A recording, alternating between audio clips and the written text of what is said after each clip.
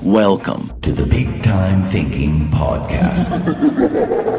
This content is brought to you by taking thousands of arrows right in the back and doing something about it. Quit winking at girls in the dark. Get them to sign on the line which is dotted. And get ready to scale your sales, your dealership, your business, your life, your family, and your friends with Big Time Thinking. Put that coffee down. Coffee's for closers only.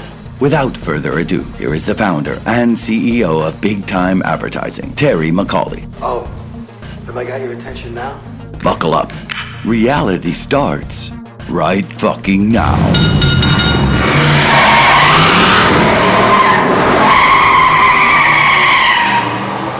All right, here we go. We're back and better than ever. Just back off of NIADA, National Independent Auto Dealers Association. And I guess it's a Monday and time to do another podcast.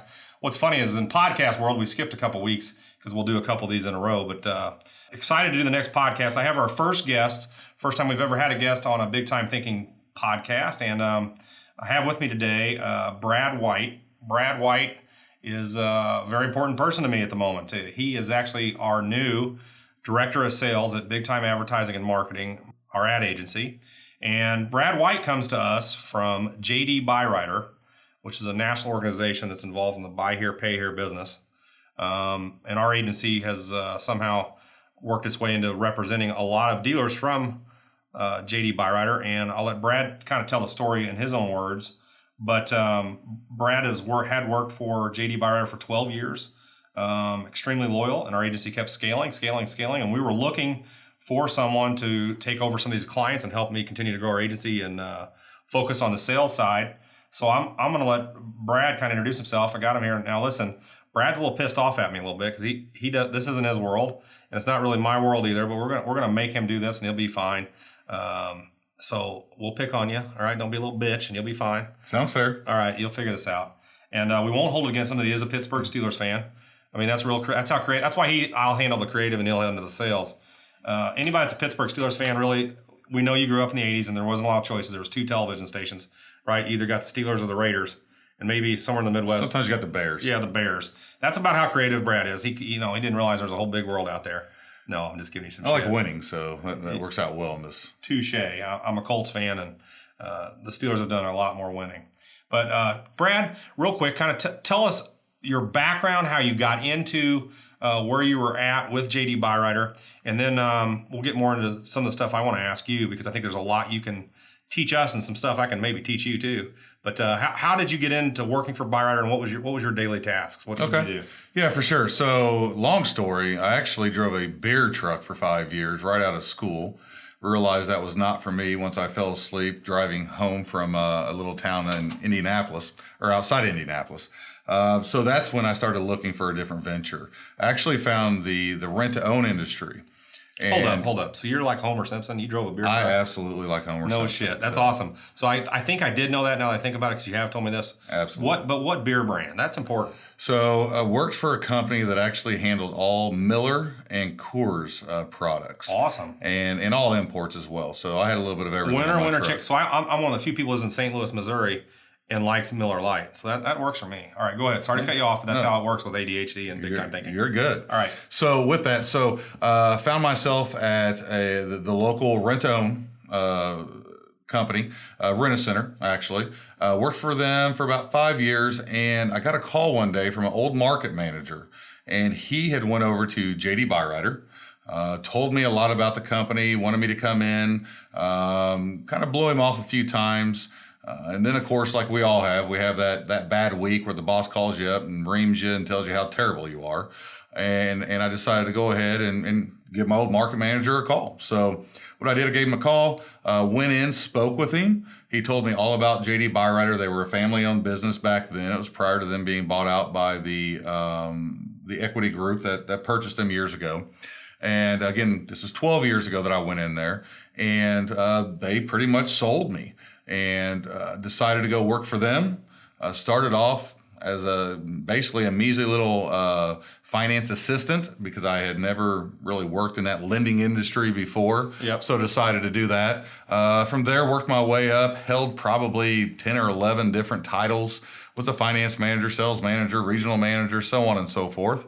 The last 5 years of my tenure was a franchise consultant, and was able to really go out, meet the owners. Now, how many franchises do they have? So 127 franchises. The rest of them are company stores. Some are coming, some are going. Yeah, some come, some go.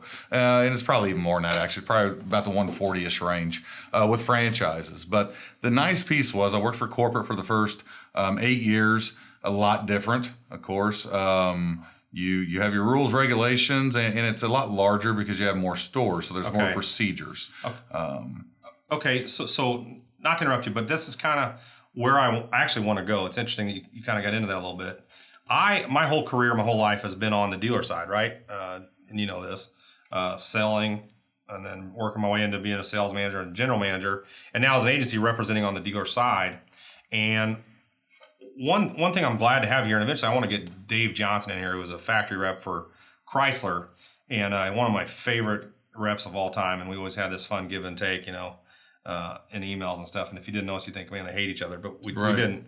But what I'm perplexed by, and this podcast is geared towards dealers growing their industry, growing their dealerships, but it can be applied to any business, because I can imagine if if I sell desks for a living and my manufacturer, everybody has some sort of manufacturer relationship, right? Absolutely. And in Byrider world, in case people are listening, they don't understand, when we say buy here, pay here, so their whole model is based on, and you can interrupt me if I get it wrong, their whole model is based on those who cannot get credit at all. They've exhausted it. They've gone to dealerships, tried to get what we call traditional financing on a vehicle, and they can't.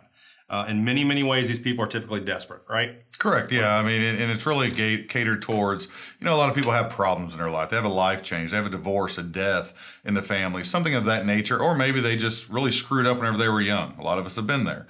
So it's really giving them that second chance to be able to go in and get something that they need to help themselves, their family, and, and of course, their credit down the road as well. Okay. So and that's right. And one thing about JD Byrider, and a lot of you listening are salespeople as well.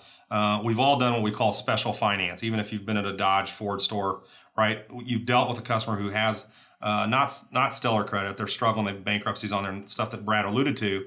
But what I want to spend some time focusing on is, one, I want to give kudos to Byriders, because there's been a ton of dealers get in the buy here, pay here business, and there have been a ton of them go out of business and go bankrupt, right or wrong? Absolutely. Right? We have seen, and people say, oh, they're taking advantage of those with bad credit. And let me tell you something, there's probably not anything more risky.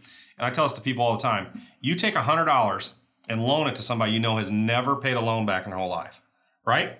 And you're going to give them the 100th chance. Are you willing to be that person? Right. Okay? So the kudos to Byrider, in my opinion, is they've got a model that has worked.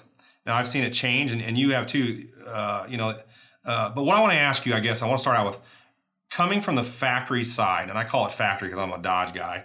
Coming from corporate side, okay? Because Byrider's a little different model. You don't produce a car; they were all used or pre-owned. But what are the two most important things, your takeaways in 12 years from the corporate side, the stuffy side, and we'll get into all that, that you think the best dealers, what do they have, and what are the worst dealers, what do they not have? Okay. I'm putting you on the money. No, it's fair. Two things that make us successful or not is leadership and accountability. Now, whether that's you're leading your team or you're being led, along with you're being held accountable or you're holding others accountable. Those are the two things that really define success from that level. And the reason I say that is I've seen a lot of leaders, or I should say managers, right? There's a difference. There are leaders, then there are managers. No doubt. So interrupt. Let people understand a little bit more about me. Leadership comes to me naturally. I'm a natural leader. I think this is what you're talking about. And I have to work at being a manager. Absolutely. Right? And to me, leadership's where we're going, how are we going to get there? When energy's down, I'm an energy guy. Right? Management is the day-to-day paperwork, making sure your shit don't stink. Correct. Right? When you turn something into the office, it better fucking fly. Right? everybody has one or the other, maybe typically as a natural gift, and they got to work at the other. So that would be a whole nother great podcast, but not to interrupt. It just got me going. No, absolutely. But one thing I look at too, and it's been my experience with being in that space for a long period of time, all the different people I've met, all the people I've seen come and go, because there is a lot of turnover, not necessarily in Byrider, but just within that space, right? In the automobile space, a lot of people jump from job to job. They want to see where they can make the next amount of money, and maybe it can be more. But with that, you have managers that like to dictate. They like to dictate and delegate, is what I state. They're not willing to jump in the trenches with you and show you how it's done. They just want to tell you how it's done, and then they expect that to happen. So you're speaking to a lot of things I innately believe. Okay, I never took a class for this. I'm not someone who likes to sit in classes long anyway. But you're so right. So when he says dictate, there's two. We all have worked for that manager, right? One of my favorite sayings, and I think we've already put it on our Facebook page, is the non-doers typically like to sit around and talk about the doers. Absolutely. Okay, and the non-doers like to wax philosophically about how the doers are doing. It takes effort and risk to be a doer. To be a non-doer, you ain't gotta do shit. Always, yeah. Okay, so now it's funny. You said some make it and some don't, and I'm writing down what I think you're gonna say, and I'm hoping you're gonna say. But I'm curious as to what's the number one reason a manager or a leader fails? Their boss. Okay, elaborate on what you mean. So you're referring to a general manager now, or an owner possibly, if we're talking about a sales manager, absolutely, or a finance manager. Okay, so the boss. So why do they? So it really goes back to the old saying, and I believe this 100%. Being in the working space for the last 28 years, I started early. And I keep forgetting Rent-A-Center is the same business model. Yes, same very subprime, similar. same customer base, all of that. But one thing I have definitely realized, and I'm 100% with the saying, is people don't quit jobs, they quit bosses, right? Or they don't quit companies, they quit bosses. Now, that's not the case every single time, because a lot of people go somewhere where they can make more money. They may have loved their boss, but they can make more money elsewhere. Totally understand that. That's advancing the career. Absolutely. I think everybody applauds that. Absolutely. And if they don't, fuck them. There's a problem. I've been around guys, when I was a sales manager, Brad, not to cut you off, if I had a salesperson come to me, dude, you've trained me well, I've got an opportunity to be a sales manager somewhere else, dude, I high-fived them. I can't have enough of those that I can go, hey, man, those are all guys I train now. They're all leaders of dealerships. Absolutely. That's the ultimate kudos, right? That helps your success by them. Yeah, and I've seen other managers come in, and even owners to me, depending on who I work for, well, that's bullshit. Why is he leaving? I'm like, and I think they get it wrong. They do. They try and hold people back versus helping them move forward in their career. Okay, so I kind of cut you off, but what were you saying about these bosses? So with that, whenever you have somebody that can't lead you, that you can't look up to or learn from, you have a problem. Who wants to work from the person that doesn't teach you anything, doesn't mentor you, doesn't care about you? You're just a number. You're just a seat filler. You learn nothing. You're going nowhere. Right? Yep. So we all have to be led. No question. So, and that's what big time thinking is. And I know, how many of my podcasts have you listened to? All of them so far. You really have? I have. Okay. And I've been listening to them too. I'll tell you who the biggest critic of my podcast is? My fucking wife. The same person's the biggest critic of your life. Of everything in my life, right? She's like, your audio could sound better, and then like, you're starting to talk better. You're starting to make more sense when you talk. So it's kind of funny. But what I guess what I was getting at is, parenting is a lot like being a manager. Absolutely. There's shitty parents and there's good parents, right? And I'm someone who never tell them their face. I got good friends. I think to myself, man, they're a shitty parent, right? And to me, a shitty parent. And I've talked about this in other podcasts, there's what I call DEFCON, different levels, right? Scale of 0 to 10, 10 being the worst, 0 being no big deal. Too many people, and I think this applies in business too, everything becomes a 10. Correct. And you got to reserve 10s for when it's time to get fucking pissed. Right. There's only occasionally in my career that I've stood up and nearly almost turned the desk over, right? That's a 10.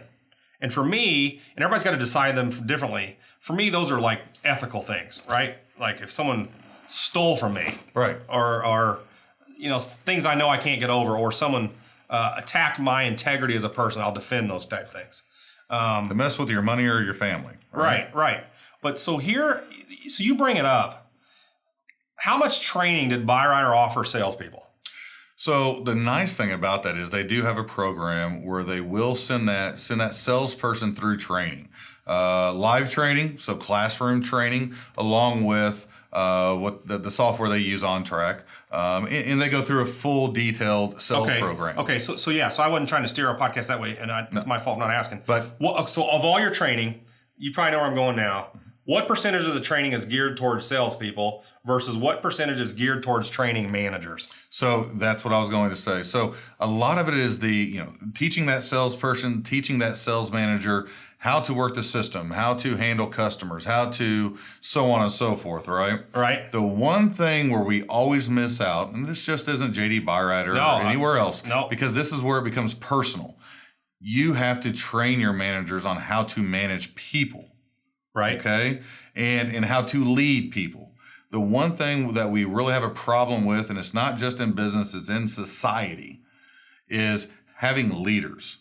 People that want to lead others to be successful, along with people that want to be successful and be led. See, so you bring up a great point, but you know why leaders, so what's scary is how many leaders we have within our own dealership sometimes, and we hold them back. Right? Leadership can happen from your top sales guy if you got a good one. Always. Right? Hey guys, come on, let's go straighten up cars. Hey guys, come on, let's go key them up. That's a leader. And I've seen managers sometimes, and I mean this, hold back salespeople from leading. Who cares where it's coming from if it's good leadership? Agree. Right? And not knowing the difference. But what I was saying is, so when I was in Chrysler forever, so I understood the DCA, Chrysler Academy, all these online tests. We're going to make you better. You got to get certified. Every one of them was based on product knowledge, right? And for salespeople, how to sell. Mm-hmm. But I think, and this is my biggest pet peeve, and listen, I've probably been in more Byrider stores than most employees at corporate at Byrider. Is that probably fair? That's fair, yeah, absolutely. I get around, right? And I go visit these stores. And I've always said, if you want to understand your customer, go spend time where they're at, okay? So that's why I go visit as many stores as I can. But and I've seen this over and over with Byrider, and I've seen it in all kinds of dealerships. And you know this because you've been a rep. Who do they always, when they need a manager, one leaves, where's the first place they look? They always look at their top sales guy, which usually makes the worst manager. And it's the stupidest thing ever. And I'm honest. I've told salespeople in my own dealership, how do I get to be a manager around here? I said, as long as I'm the GM, it will never happen. You're too good a sales guy. But at least I was honest. But it's true because they're a 20-car guy, 25-car guy. You lose your manager, you go to that 20, 25-car guy, and now you want him to manage the team. Well, here's the problem. He barely knows how to manage himself sometimes. Now, this isn't every time, but most of the time, 85% of the time, your top sales guy is not a manager. He's not a leader. He knows how to do his job and do his job well, right? Well, with that, what happens is you put that person into a management position, and now you can't even sell any cars because your top sales guy is now a manager. Yep, and he's even more than that. And I told this to my salespeople. I promise there's certain ones that come to mind who sold a lot of cars from Joe in Skunas. I'll never forget. And if Joe hears this, he'll know it. Terry, how do I get to be a manager around here? And I said, Joe, I'm going to be real honest with you. You're too good a salesperson, and why would we ever take you out of the role you're already excelling in? Too many people think becoming a manager means more money. And a lot of times it's less money. Right, and it's more accountability. And it doesn't mean I didn't want Joe to be a manager, right? I didn't.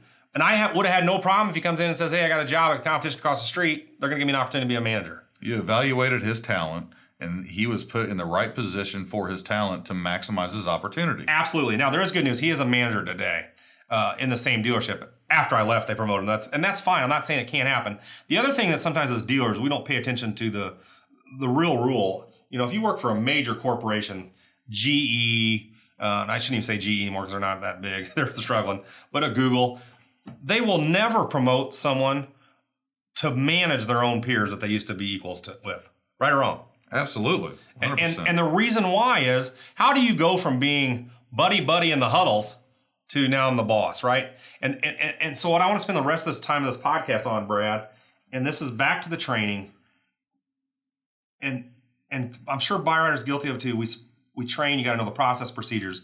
And everybody says process procedures are, without those, you can't succeed.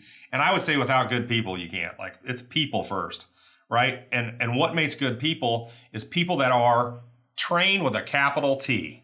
And I can't tell you how many managers I meet today, young ones coming up, and I ask them, how much training did you do on being a manager? Well, what do you? And they always say, well, what do you mean? I said, I mean, how much training have you had? Right? Have you I'm just curious, how much training have you had? And then they'll say, well, what kind of training? I said, have you ever left the building to go get training about sitting in a manager's training? Mm-hmm. Have you gotten any online? And historically, the answer is no. Absolutely, yeah. Okay, so, and I've been a salesperson, and before I was ever a manager, and then before I now even own my own company. We all have illusions of what a manager does when you're a sales guy. Oh man, he's got it good in there. He shuts the door a lot. I see him browsing the internet occasionally. But they don't see the phone calls with the owner at 10 o'clock at night. I always call it the evening report, big from the Lion King, right? The evening report, right? They don't see that, and that's okay. They don't have to, but they have an illusion. Man, if I was just the boss, I wouldn't be so mean if a guy came in 5 minutes late, or whatever their hot button is. That's what I would do as a manager. They have illusions as opposed to empirical data as to this is what you do as a manager. And my biggest pet peeve, and I don't hear you. I've been to a bunch of your guys' 20 groups and conventions. We're all out there trying to learn about digital marketing, and I love digital marketing. But why aren't we spending time on, and I'm on my soapbox, maybe I'm cutting you off, but if this is how our podcast goes, it's fine because it's an important topic. Why aren't we spending time, like you said, how to manage? But we probably ought to learn something about people, right? So people, I've often done this to managers. I ask them, what are the five responsibilities of a manager? Just the historical tasks of a man. They don't know. They're like, what are you talking about? Right? I'm an ad agency. I walk in, they go, hey, we have a hard time. This is a manager. I have a hard time hiring people. Can you help us? And what do you think? Of course I can help you. I'm an ad guy. I'll put an ad out. But when I was a manager, because I got trained on it, I never once had to ask people how to hire someone. Because guess what one of the functions of being a manager is? Learning how to hire people. And fire people. You got it. Right? So I don't know.